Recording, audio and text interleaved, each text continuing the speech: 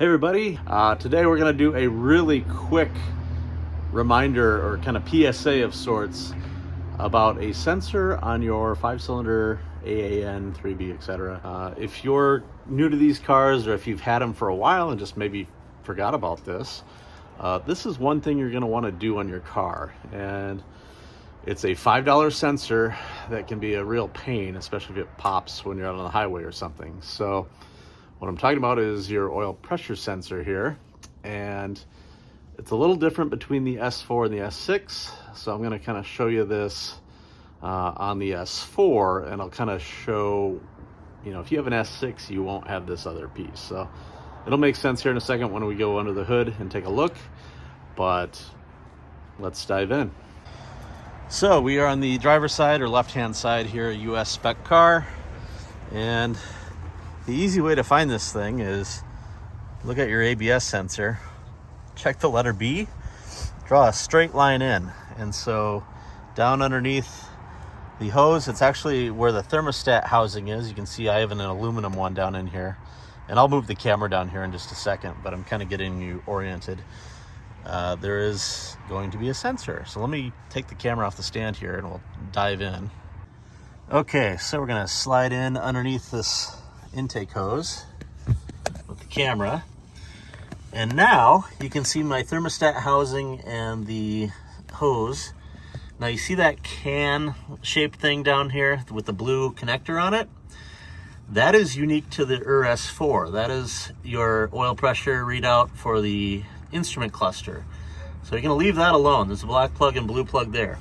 What we're concerned with is the sensor and the plug above that. You see the white wire going to that plug right there, kind of in the middle of your screen. That is the pressure sensor that will often fail and puke oil down the side of your engine block at an alarming rate. It's a $5 sensor. It's literally a matter of you can grab that plug and unplug it, and I believe it's a 24 millimeter socket. So just put a socket on that thing with a few extensions, remove the old sensor, and thread the new one in and plug it in. It's very, very quick and easy to do in most cases. As long as you can get in there. Like I say, you might need a wobble on your socket to get that out, but just do it now. Seriously. And the reason I say that is because my parents' car is currently suffering from a leak in that location, and I'm trying to kind of coordinate getting that fixed while they're 2 hours away from me. If you're somewhat handy, this is probably a 5 to 10 minute job tops, as long as that sensor comes out for you. So like I said, this is a really quick one, but definitely something worth doing sooner rather than later. I ordered 3 of these sensors. Like I said, they're $5 a piece.